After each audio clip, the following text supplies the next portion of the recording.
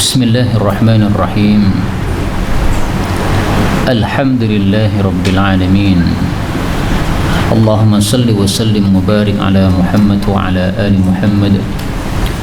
Allahumma anfa'na bima 'allamtana wa 'allimna ma yanfa'una wa zidna ilma wa barik lana fi ilmina warzuqna al-ikhlasa fil qawli wal 'amali kamila wa 'ilman nafi'an la yunsa wa tawfiqan daima wa sihhatan wa yaqinan wa 'afiyah.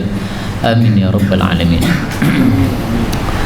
Alhamdulillah, ikhwani fillah rahimakumullah.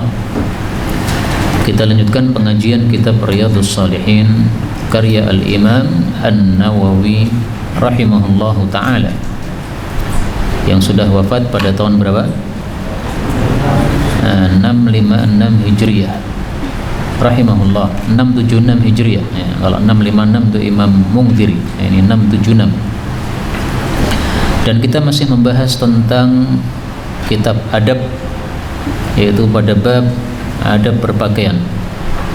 Kita lanjutkan hadis 811. Wa qala al-muallif rahimahullahu taala wa nafa'ana bihi wa bi'ulumihi fid dharain amin. Babun nahyi, bab larangan an iftirashi, dari berfiras, yaitu berlemek, juludin numur, dengan kulit-kulit macan, warukubi, dan naik atau menunggang alaiha, di atasnya.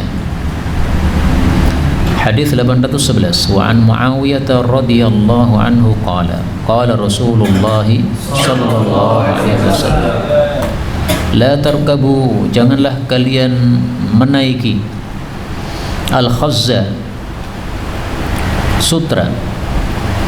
Al-khazza itu adalah sutra yang warnanya tidak jernih, tidak putih, tapi agak keruh. Wala, dan jangan pula an-nimara, kulit-kulit namir, kulit-kulit macan. Haditsun hasan, hadis ini hasan. Rawahu Abu Dawud, diriwayatkan oleh Abu Dawud, wa ghairuhu, dan yang lain-lain, bi isnadin hasan, dengan sanad yang hasan. Maksud hadis ini adalah larangan seseorang naik kuda atau onta dengan pelana yang diberi alas sutra. Itulah yang dimaksud la tarkabul khazza. Jangan menaiki, maksudnya menaiki kuda atau onta ada pelananya supaya halus, maka dilapisi dengan sutra. Nah, ini dilarang oleh Rasul sallallahu alaihi wasallam. Maka dari sini para ulama mengambil kesimpulan bahwa hukum berpakaian sama dengan hukum duduk di atas kain tersebut. Maka kalau satu kain tidak boleh kita pakai sebagai pakaian, demikian juga tidak boleh kita duduk di atasnya. Sutra bagi laki-laki tidak boleh. Maka kalau tidak boleh dipakai sebagai pakaian, tidak boleh pula dipakai sebagai alas duduk. Itulah yang dimaksud la tarkabul khazza. Adapun an-nimar, maka nimar di sini ditafsiri dengan hadis berikutnya, yaitu hadis 812. Wa an Abil Malihi an abihi radhiyallahu anhu anna Rasulullah sallallahu alaihi wasallam naha, melarang, an juludis siba', dari kulit-kulitnya binatang buas. Nah, nimar itu jamak dari namir yang artinya macan, termasuk binatang buas. Hadis diriwayatkan oleh Abu Dawud dan Tirmidzi dan Nasa'i dengan sanad-sanad yang sahih. Larangan di dalam Islam ada dua macam. Ada yang haram, ada yang makruh. Nah, di sini larangannya termasuk haram atau makruh. Kulit binatang buas dijadikan sebagai alas tempat duduk. Kita duduk di atasnya. Haram atau makruh? Perhatikan bab yang ditulis oleh Imam Nawawi. Imam Nawawi mengatakan babun nahyi, bab larangan. Imam Nawawi, kalau kita perhatikan dalam Riyadhus Shalihin, ketika beliau berpendapat haram, maka beliau mengatakan babu tahrim. Kalau beliau berpendapat makruh, maka beliau mengatakan babu karahati. Nah, di sini beliau tidak menggunakan istilah tahrim atau haram, tidak juga menggunakan istilah karahati atau makruh. Maka tampaknya wallahu alam di sini Imam Nawawi sengaja menggunakan an-nahyi supaya dikembalikan kepada ijtihad para ulama. Karena larangan di dalam agama bisa haram, bisa makruh. Mazhab zahiri pasti memahami seperti ini adalah larangan haram. Kenapa? Karena mazhab zahiri konsepnya adalah al-aslu fin nahyi at-tahrim. Larangan dari segala, asal dari segala larangan adalah haram. Maka mereka katakan di sini haram. Tetapi sebagian ulama memahami seperti ini adalah hukumnya makruh. Kenapa makruh? Karena merupakan tasyabbuh terhadap tingkahnya orang-orang yang berfoya-foya dalam kehidupan mereka. Jadi duduk dengan beralaskan kulit nimar atau kulit siba, ini bukan karena dia termasuk sesuatu yang haram, tetapi karena menyerupai tingkahnya orang-orang yang berfoya-foya dengan dunia, maka dihukumi oleh sebagian ulama tersebut sebagai hukumnya apa? Makruh. Maka ada dua pendapat, ada yang mengatakan makruh, ada yang mengatakan haram. Karena itulah Imam Nawawi sengaja menggunakan kalimat an-nahyu, bab larangan. Ya, larangan itu bisa bermakna haram, bisa bermakna makruh. Maka beliau kembalikan hadis ini kepada ijtihadnya para mujtahidin. Ada yang berpendapat haram, silahkan. Ada yang berpendapat makruh, silahkan berdasarkan pemikiran masing-masing. Untuk kita yang bukan ulama, yang tidak bisa berijtihad untuk menetapkan apakah haram ataukah makruh, maka paling bagus kita menggunakan kaidah al-khuruju minal khilafi mustahabun. Demikian juga kita menggunakan kaidah asal ma nahaitukum anhu fajtanibuh. Dilarang oleh Nabi, ya sudah tinggalkan, selesai. Mau haram mau makruh nggak usah peduli, yang penting dilarang berarti ditinggalkan, selesai. Kemudian hadis ini hadis 812 saya katakan tadi sebagai penafsiran untuk hadis pertama, yaitu kata-kata an-nimar. Itulah yang dimaksud dalam kaidah al-haditsu yufassiru ba'duhu ba'dan. Hadis itu satu sama lain saling menafsirkan. Jadi yang dimaksud nimar di sini apa? Yang dimaksud nimar di sini adalah juludus siba. Karena kata-kata nimar bisa juga bermakna lain, bukan juludus siba, tetapi kain yang coraknya itu adalah seperti corak kulit macan. Kulit macan kan ada coraknya tuh. Nah, kalau itu dimaknai seperti itu maka tidak terlarang. Yang dilarang ini adalah kulit macannya itu sendiri. Tapi kalau hanya bercorak kulit macan maka tidak ada masalah, karena itu hanya kain saja. Wa fi riwayat Tirmidzi, dalam riwayat Imam Tirmidzi, naha, Nabi melarang an juludis siba, dari kulit-kulit binatang buas, antuftarosh, untuk dijadikan sebagai lemek tadi. Kita lanjutkan hadis berikutnya, bab 125, bab ma yaqulu, bab apa yang dia ucapkan idza labisa, apabila memakai thawban jadidan, baju yang baru, au na'lan, atau sandal, maksudnya sandal yang baru, au nahwahu, atau sejenisnya, yaitu yang dipakai oleh manusia, jam baru, peci baru, dan sebagainya. Hadis 813, wa an Abi Sa'id al-Khudri radhiyallahu anhu qala kana Rasulullah sallallahu alaihi wasallam idza istajadda, apabila memakai baru, thawban, satu baju, sammahu, beliau menyebutnya bismihi, dengan namanya, yaitu imamatan, ada kalanya sorban, au qamisan, ada kalanya baju, au ridaan, ada kalanya selendang. Yaqulu, beliau mengucapkan, Allahumma lakal hamdu anta kasautanihi as'aluka khairahu wa khaira ma suni'alah wa a'udhu bika min syarrihi wa syarri ma suni'alah. Ya Allah, hanya bagimu segala puji, Engkau yang telah memberikan pakaian ini kepada saya. Aku minta kepada Engkau kebaikannya dan kebaikan apa yang dibuat untuknya, dan aku berlindung kepada Engkau dari keburukannya dan keburukan apa yang dibuat untuknya. Inilah doa memakai baju baru. Hafidtum? Khalas? Tayyib, naqra' man biduni nazar. Allahumma lakal hamdu anta kasautanihi as'aluka khairahu wa khaira ma suni'alah wa a'udzu bika min syarrihi wa syarri ma suni'alah. Ini doa memakai baju baru. Sammahu bismi, Nabi menyebutkan dengan namanya. Maksudnya gimana? Maksudnya ketika membaca doa ini, Allahumma lakal hamdu anta kasautanihi, hinya ini diganti. Kalau engkau memakai imamah berarti anta kasautani hadhil imamah. Kalau engkau memakai qalansuwah, engkau mengatakan anta kasautani hadhil qalansuwah. Itu makna dari sammahu bismihi, ya. Disebut namanya. Namanya apa? Kalau sorban sebut sorban. Kalau peci sebut peci, arloji sebut arloji. Maka haknya di sini, hak domirnya diganti sesuai nama dari benda yang baru yang kita pakai. Ini tafsiran yang pertama untuk kalimat ini, sammahu bismi. Apakah ada tafsiran yang lain? Ada. Nabi kalau memiliki barang baru, sammahu bismi, Nabi memberi nama dengan nama. Maksudnya barang-barang itu punya nama. Pendapat ini dikuatkan dengan adanya asar yang menyebutkan bahwa surbannya Nabi dikasih nama sahab. Apa artinya sahab? Awan. Nah, kenapa disebut sahab? Mungkin karena warnanya sangat putih, seperti putihnya awan. Maka Nabi kalau mencari surban beliau bertanya, aina sahab? Di mana sahab surban saya? Nah, kalau kita pahami seperti itu, berarti ini termasuk sunnah yang jarang dilakukan orang.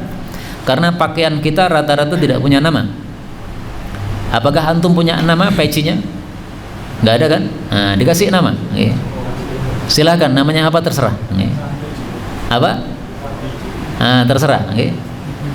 Namanya yang membedakan antara barang ini dengan barang yang lain, antara peci antum dengan peci orang lain. Sebagian peci sudah ada mereknya.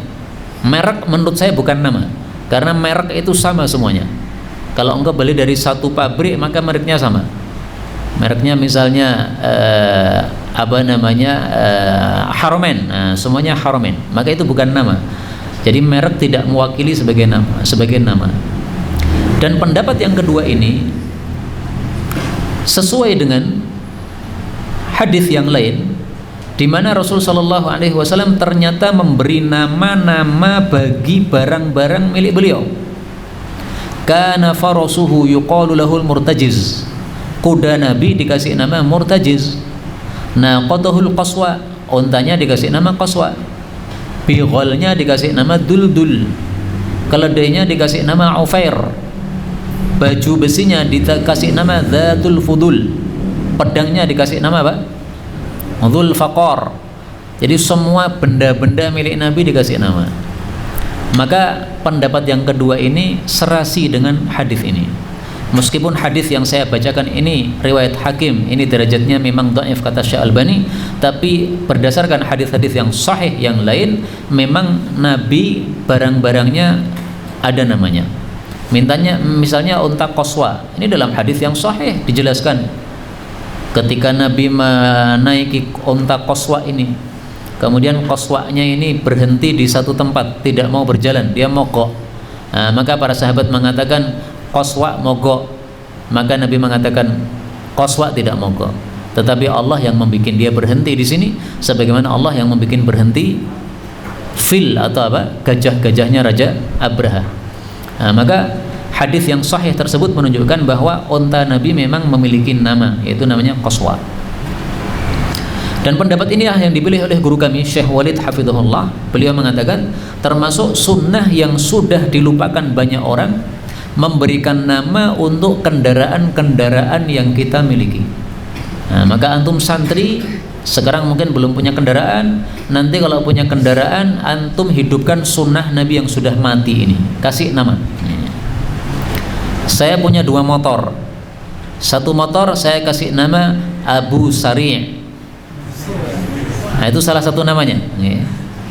Nah, nama terserah antum, mau kasih nama apa, Abu Mogok ya nggak apa-apa, tapi ingat-ingat nama itu bisa menjadi doa. Kalau Abu Mogok nanti cepat mudah mogok. Nah, ini termasuk sunnah Nabi yang jarang dihidupkan oleh orang. Antum beli mobil kasih nama mobilnya, beli motor kasih nama motornya, sebagaimana Nabi kasih nama ontanya, kasih nama kudanya dan sebagainya. Tapi kita ambil beberapa faedah yang lain. Allahumma lakal hamdu, ya Allah, hanya milikmu segala puji, segala puji. Laka, hanya milikmu. Kenapa muncul arti hanya? Karena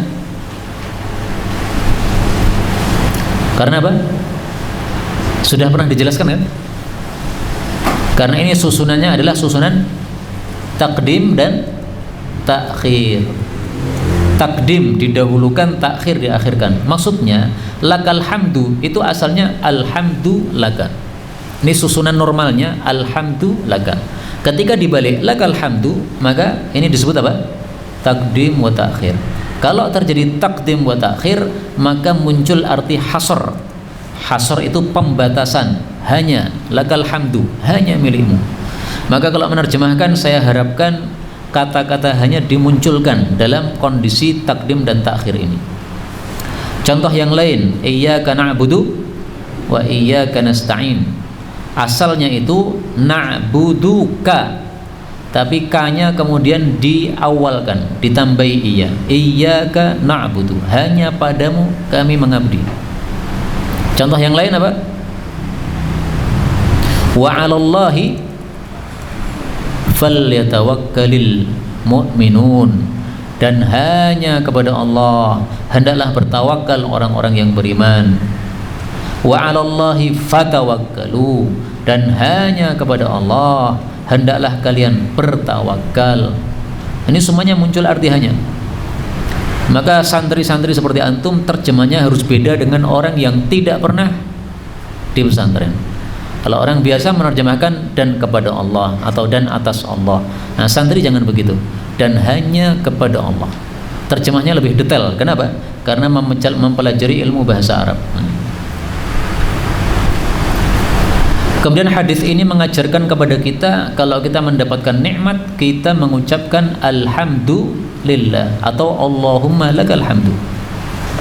Ini termasuk mensyukuri nikmat. Dan para ulama mengatakan mensyukuri nikmat ada 3 macam. Apa saja? Yang pertama, syukru al-jinan, mensyukuri dengan hati. Yang kedua, syukru al-lisan, mensyukuri dengan lidah. Yang ketiga, syukru al-arkan, mensyukuri dengan anggota tubuh kita. Syukrul jinan, mensyukuri dengan hati. Maksudnya kita mengakui bahwa nikmat itu dari Allah. Maka dalam hadis tentang Sayyidul Istighfar, kita diajari oleh Nabi setiap pagi dan sore membaca Sayyidul Istighfar. Di situ ada abu'u bi ni'matika alayya, aku mengakui nikmat-nikmatmu kepada saya. Wa abu'u laka bidzanbi, saya juga mengakui dosa-dosa saya. Artinya syukur kita belum sempurna. Nikmat Allah sudah banyak, tapi kita masih melakukan dosa-dosa. Jadi kita akui nikmat Allah. Ini namanya syukrul jinan. Yang kedua apa? Syukrul lisan. Maka ketika kita berdoa Allahumma lakal hamdu, ini syukrul lisan. Kemudian syukrul arkan, bersyukur dengan anggota tubuh kita, yaitu dengan melakukan amal-amal ketaatan kepada Allah. Rasulullah SAW ketika diampuni dosa-dosanya semuanya oleh Allah, maka beliau tambah sholat tahajudnya. Sehingga ditanya oleh Aisyah, ya Rasulullah, sudah diampuni semua dosamu, kenapa tahajud sampai sedahsyat ini, sampai kakinya bengkak-bengkak? Beliau mengatakan, afala akunu abdan syakura. Nah, itu berarti syukrul arkan, syukrul jinan, syukrul lisan, syukrul arkan. Faedah berikutnya, cara berdoa ketika baju baru adalah as'aluka khairahu wa khairama suni'alah. Pertanyaan, kalau bajunya tidak baru, apa doa kita? Allahumma inni as'aluka khairahu wa khairama huwa lahu. Jadi suni'a diganti dengan apa? Huwa. Demikian juga a'udzubika min syarrihi wa syarri ma huwa lahu. Jadi kalau doa ini kita baca hanya kadang-kadang ketika baju kita baru saja, mungkin setahun sekali. Tapi kalau yang ma huwa lahu kita baca setiap hari. Antum pagi mandi pakai baju, nah, doa itu yang dibaca. As'aluka khairahu wa khaira ma huwa lah wa a'udzubika min syarrihi wa syarri ma huwa lah. Diriwayatkan oleh siapa? Diriwayatkan oleh Ibnu Sunni. Apa kitabnya Ibnu Sunni? Apa kitabnya? Amalul Yaumi wal Lailah. Ada nggak di situ di maktabah? Belum. Nah, nanti dicarikan kitab Amalul Yaumi wal Lailah karya Ibnu Sunni. As'aluka khairahu wa khaira ma huwa lahu.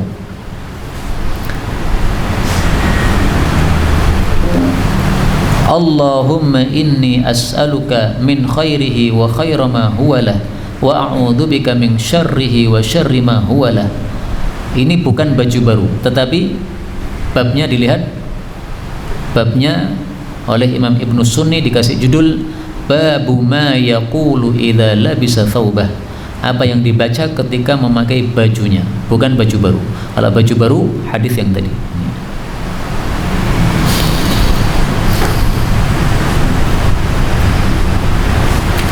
Baik, sudah selesai pembahasan untuk hadis 813 ini. Baik, untuk yang riwayat Ibnu Sunni sudah hafal semua? Baik, kita baca bersama-sama. Allahumma inni as'aluka khairahu wa khaira ma huwa lah wa a'udzubika min syarrihi wa syarri ma huwa lah. Di sini ada minnya ya, min khairihi. Tapi saya biasanya membaca khairahu. Nah, itu karena mengambil dari kitab yang lain. Tapi ternyata kalau kitab Ibnu Sunni langsung ada tambahan min, ya, min khairihi.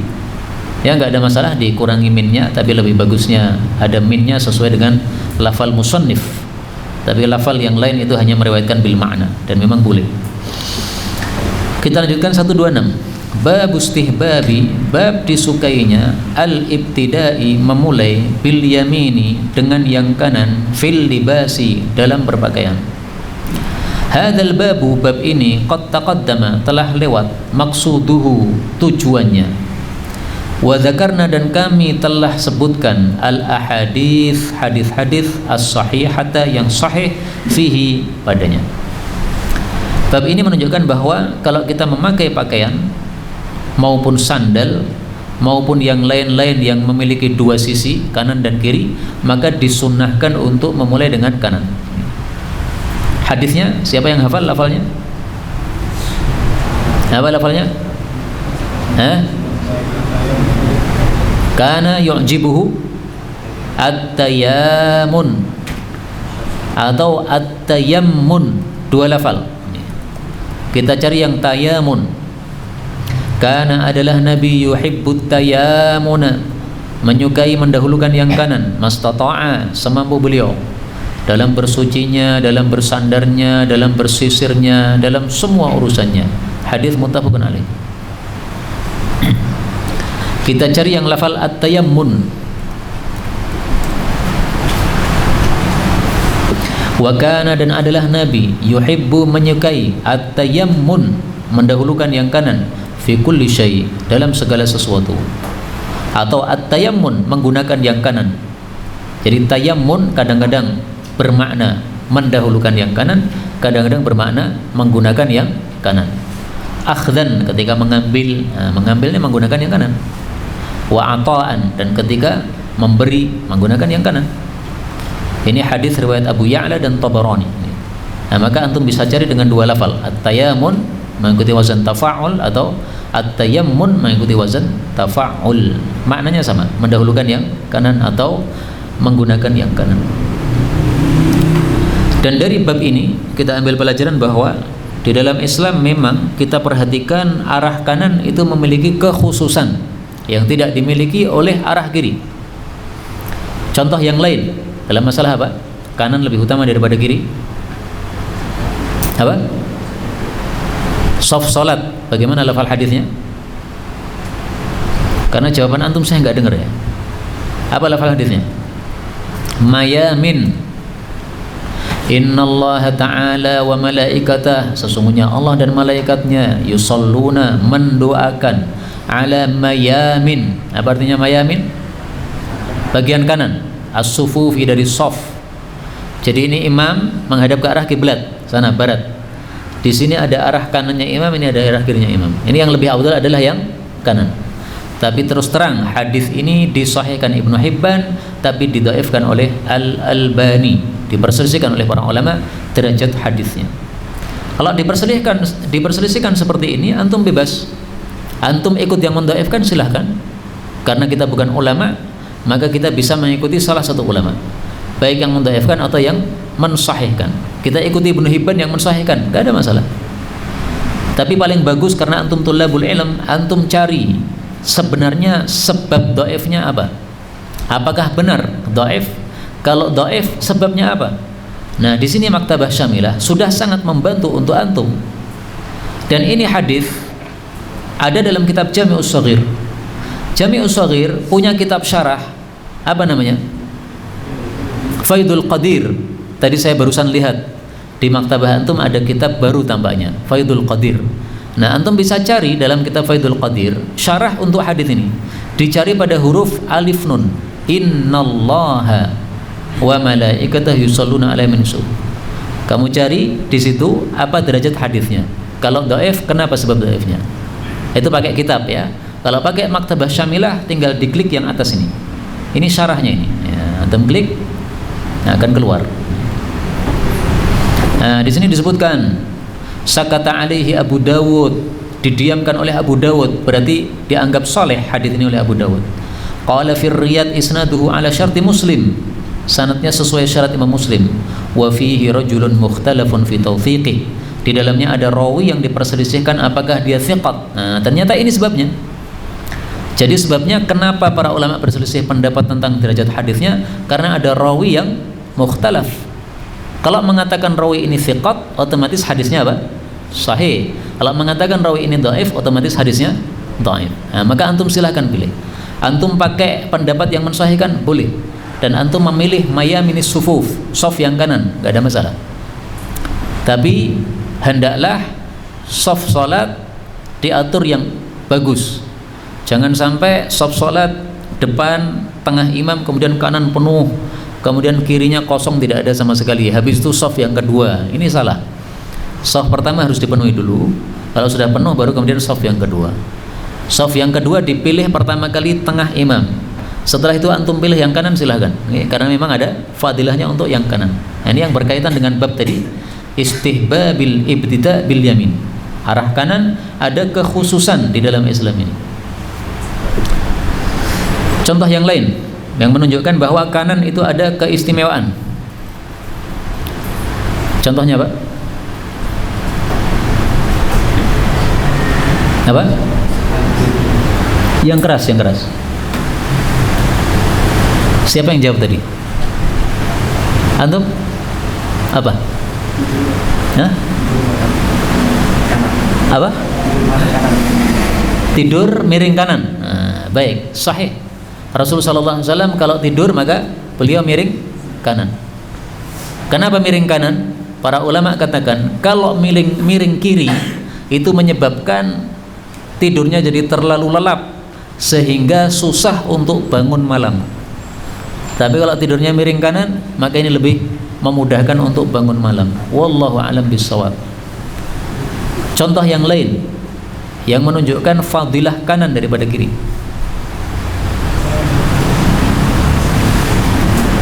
Apa? Yang keras ya akhi. Kalau suaranya pelan itu adalah perempuan yang dilamar. Ashabul yamin. Dalam Al-Quran Allah mengatakan apa? Wa ashabul yamin ma ashabul yamin. Dan penghuni kanan, siapa mereka penghuni kanan? Ashabul yamin. Di dalam surat apa itu? Al-Waqi'ah pada ayat yang ke-27. Kenapa disebut ashabul yamin? Nah, antum perlu cari ini. Paling bagus kitab tafsir untuk mencari hal-hal seperti ini adalah tafsir Al-Mawardi. Menurut saya, ada ke tafsir Al-Mawardi? Belum. Nah, antum bisa beli tafsir Mawardi. Di sini ada tafsir Mawardi nih. Ini tafsir. Antum tulis wa ashabul yamin. Ada di tafsir Mawardi. Fihi sittatu aqawil. Ada 6 pendapat. Ashabul yamin ada yang mengatakan ashabul haq, Ada yang mengatakan tuna manzilatil muqarrabin, ada yang mengatakan man u'tiya kitabahu biyaminih, ada yang mengatakan attabi'una bi ihsanin, ada yang mengatakan ketika Allah menciptakan Nabi Adam, Allah usap punggung kepalanya, punggungnya Nabi Adam, maka diusap bagian kanan dari punggungnya, keluar keturunan-keturunan beliau putih warnanya, maka Allah mengatakan kepada mereka, kalian masuk jannah, saya tidak peduli. Lalu Allah mengusap lagi bagian kiri dari punggungnya Nabi Adam, maka keluarlah keturunan-keturunan Nabi Adam, warnanya hitam-hitam. Maka Allah mengatakan kepada mereka, kalian masuk neraka dan saya tidak peduli. Ini bukan hitam kulitnya, bukan. Ini bukan hitam kulitnya, karena kalau hitam kulitnya Bilal berarti masuk neraka. Ini adalah hitamnya roh tadi. Nah, kita kan nggak pernah melihat roh kita. Apakah roh kita yang ada dalam tubuh kita itu hitam atau putih, kita nggak ngerti. Mudah-mudahan semuanya putih. Amin ya rabbal alamin. Maka itulah yang dimaksud wa ashabul yamin dan ashabus shimal. Pendapat yang keenam mengatakan bahwasanya Rasul sallallahu alaihi wasallam bersabda, ashabul yamin adalah orang yang mencampur antara amal soleh dengan amal yang buruk. Nah, jadi ringkasnya dari penjelasan ini kita ketahui bahwa ashabul yamin disebut ashabul yamin karena dua sebab, atau ada dua pendapat. Pertama, ada yang mengatakan disebut ashabul yamin karena u'tiya kitabahu biyaminih, dikasih kitab catatan amalnya, dia terima dengan apa? Tangan kanan. Ada yang berpendapat dia disebut ashabul yamin karena tadi Allah mengusap bagian punggung Nabi Adam yang kanan, ini ashabul yamin. Yang diusap bagian punggungnya yang kiri, ini ashabus shimal. Ini ahli neraka, ini ahli surga. Ini ada dua pendapat. Ada lagi dalil yang lain yang menunjukkan bahwa kanan itu lebih utama daripada kiri. Ada kekhususan kanan. Nah, baik. Ada al-babul aiman, pintu yang apa? Kanan. Di mana itu? Di mana? Al-babul aiman. Aina ya ikhwan? Min abwabil jannah. Rasul sallallahu alaihi wasallam bersabda, fayuqalu, lalu dikatakan, ya Muhammad, wahai Muhammad, adkhilil jannah, masukkanlah ke dalam surga, min ummatika, dari umatmu, man la hisaba alaih, orang yang tidak perlu dihisab, minal babil aiman, dari pintu yang kanan, min abwabil jannah, dari pintu-pintu surga, wahum syuraka'un nas, dan mereka berserikat dengan manusia yang lain, fima siwa dzalika minal abwab, dari pintu-pintu surga yang lain. Jadi 8 pintu surga mereka bebas masuk dari mana saja, tapi dikasih kekhususan masuk pintu kanan surga. Ini menunjukkan bahwa kanan ada keistimewaan. Maka orang-orang khusus yang tidak perlu dihisab masuk pintu kanan. Asallahu ayyaj'alana min ahlil babil aiman. Amin ya rabbal alamin. Ini hadis riwayat Qaf itu apa? Qaf itu apa? Muttafaqun alaih. Hadisnya muttafaqun alaih. Ada lagi enggak dalil yang menunjukkan bahwa kanan ada khususiyah atau keistimewaan?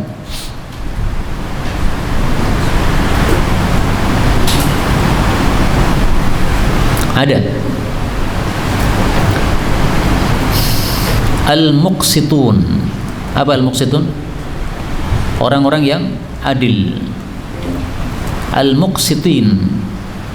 Innal muqsitina, sesungguhnya orang-orang yang adil, indallahi, di hadapan Allah, yaumal qiyamah, pada hari kiamat, ala manabir, di atas mimbar-mimbar, min nur, yang bersinar, an yaminir rahman, di bagian kanannya Allah ar-Rahman.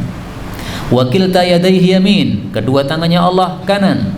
Siapa orang yang adil? Alladzina ya'diluna fi hukmihim wa ahlihim wa ma walu, orang-orang yang adil dalam hukum dan juga kepada keluarga dan apa saja yang mereka mengurusinya. Walu atau wulu, boleh dibaca dua bacaan ya. Saya lebih suka bacaan walu. Wa ma walu, dan perkara-perkara yang mereka mengurusinya. Adil. Hadis riwayat Imam Muslim ya. Nah, ini dalil bahwasanya yamin, arah kanan, ada keistimewaan. Maka mereka diberi tempat di kanan Allah Subhanahu wa taala. Tapi di kanan Allah ini gimana maksudnya? Tidak usah ditanyakan, ini masalah gaib. Yang penting kita sampaikan hadisnya sesuai sabda Rasulullah sallallahu alaihi wasallam. Inilah dalil-dalil yang menunjukkan khususiyah arah kanan. Nih. Terakhir yang ini saya sampaikan, kita cukupkan sampai di sini karena kita sudah masuk bab baru, yaitu adabun naum, dan tidak bagus kalau kita campurkan antara adab berpakaian dengan adabun naum. Maka terakhir yang ingin saya sampaikan adalah 8 pintu surga, thamaniyatu abwabin. Rasul bersabda, al jannatu laha thamaniyatu abwabin. Surga memiliki 8 pintu. Wan naru laha sab'atu abwabin. Neraka memiliki 7 pintu. 8 pintu. Apa rinciannya? Sudah pernah belum? Pernah disampaikan? Belum? Nah, mari kita cari. Dijelaskan oleh Al-Imam An-Nawawi dalam kitabnya yang berjudul Syarhun Nawawi li Sahih Muslim. Ada enggak? Ada. Nah, kalau dengan Maktabah Syamilah antum cari dengan kata kunci Al-Babu Al-Aiman. Beliau mengatakan bahwasanya وقد جاء ذكر بقية أبواب الجنة الثمانية في حديث آخر في باب التوبة وباب الكاظمين الغيظ والعافين عن الناس وباب الراضين فهذه 7 أبواب جاءت في الأحاديث وجاء في حديث 70,000 الذين يدخلون الجنة بغير حساب أنهم يدخلون من الباب الأيمن فلعله الباب الثامن. Nah, jadi perinciannya menurut Imam Nawawi rahimahullah, ini kalimatnya mulai dari sini. Fadzakara babas shalah. Nabi menyebutkan dalam hadis ini babus shalah, pintu salat. Jadi ada di surga pintu apa? Salat. Siapa yang masuk ke dalamnya? Orang yang ahli salat. Yang dimaksud ahli salat adalah salat wajib dia lakukan secara baik dan salat sunnah dia lakukan secara banyak. Maka yang dimaksud ahli salat adalah orang yang pakar salat sunnah, pakar melakukan salat, banyak melakukan salat, maka dia masuk dari pintu salat. Pintu yang kedua babus sedekah, pintu sedekah, pakar sedekah yang masuk darinya. Yang ketiga babus siyam, pintu puasa, yang masuk darinya pakar puasa. Kalau hanya puasa Ramadan enggak termasuk ahli babus siyam, harus ditambah dengan puasa sunnah. Kemudian yang keempat babul jihad, pintu jihad. Berarti sudah ada 4 ya, disebutkan dalam hadis, satu hadis, yaitu salat, sedekah, puasa, jihad. Masih kurang 4. Nah, kurang 4 apa saja? Kata beliau, babul kadhimina al-ghaidha wal 'afina 'anil nas. Bab orang-orang yang menahan marah dan memaafkan manusia. Babur radin, bab orang-orang yang ridho. Babut taubah, bab tobat. 4 tambah 3 berarti 7. Fahadhihi 7 abwabin. Ini antum hafalkan ini. Tambah tobat. Orang-orang yang ahli tobat masuk dalam babut taubah. Maka mudah-mudahan kalau kita memperbanyak istighfar kepada Allah Subhanahu wa taala, minimal 100 kali setiap hari, mudah-mudahan termasuk yang bisa masuk dalam babut taubah. Maka saya ijazahkan kembali kepada antum semuanya wirid yang diijazahkan oleh guru kami. Wirid istighfar dibaca setiap hari 100 kali. Astaghfirullah al-azima wa atubu ilaihi. Ini dibaca 100 kali setiap hari. Saya ulangi lagi, ana ijazahkan ini kepada antum untuk diamalkan sebagaimana diijazahkan oleh beberapa guru kami kepada kami, hafizahumullah ta'ala. Di antaranya yang mengijazahkan ini adalah Syekhuna Abdul Hadi Al-Kharsah, seorang ulama dari Suriah yang pernah datang ke Indonesia, kemudian mengijazahkan wirid ini untuk dibaca oleh kami para santri beliau waktu itu dalam daurah, dibaca setiap hari 100 kali. Kalau satu hari kita lupa membacanya, maka jadi utang untuk besok harinya 200 kali. Jadi minimal 100 kali kita baca satu harinya. Waktunya bebas, terserah. Mau pagi boleh, mau siang boleh, mau malam boleh. Kalau saya lebih suka pada waktu salat malam. Kenapa? Karena Allah mengatakan wal mustaghfirina bil ashar, dan orang-orang yang minta ampun kepada Allah pada waktu-waktu sahur. Ini surat Ali Imran ayat 17.